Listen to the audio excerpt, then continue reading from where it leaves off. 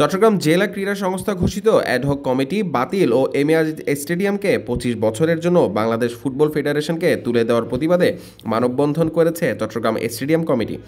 সকালে M A Aziz স্টেডিয়ামের প্রবেশ মুখে আয়োজিত মানববন্ধনে উপস্থিত বক্তারা বলেন, এই স্টেডিয়ামে অন্তত ৩২ রকমের খেলাধুলা অনুষ্ঠিত হয় এবং এখানেই আন্তর্জাতিক মানের খেলোয়াড় তৈরি হয়েছে। এখান থেকেই জন্ম হয়েছে তামিম ইকবাল ও নাফিস ইকবালের মতো খেলোয়াড়।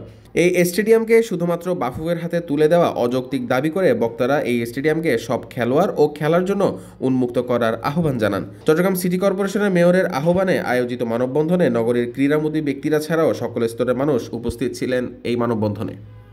এখানে যে মাঠটা আছে, এই মাঠটাতে যাতে আমরা সবাই খেলতে পারি ভবিষ্যতে, এটার জন্য আমাদের চট্টগ্রাম জেলা ক্রীড়া সংস্থা থেকে একটি মানববন্ধন তৈরি করা হয়েছে।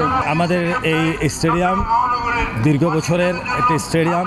এখানে আগে আমরা কোচ হিসাবে আমার বাচ্চা যারা আছে এর ভবিষ্যৎ এই স্টেডিয়াম যদি চলে যায় তাহলে আমাদের বাচ্চারা যাবে কোথায়? তো আমাদের সবার একটাই কথা, এই স্টেডিয়াম যাতে এক পক্ষে যাতে চলে না যায়। অতীতে যেভাবে আসছে, যেভাবে চলে আসছে স্টেডিয়ামে, আজ স্টেডিয়ামের জন্ম থেকে যেভাবে আমরা দেখে আসছি, আমরা ছোটো থেকে ক্রিকেট খেলা আমরা আজ পর্যন্ত যতটুকু আমরা দেখে আসছি, যেভাবে চলছে সেভাবে স্টেডিয়ামটা থাকুক। 25 বছরের জন্য খেলার মাঠটা দিয়েছে। আমরা চাই যে মাঠটা একজনের হাতে না দিয়ে এটা সবাই হাতে দিক, সবাই এখানে খেলাধুলা করুক, সবাই এখানে অধিকার আছে খেলাধুলা করার।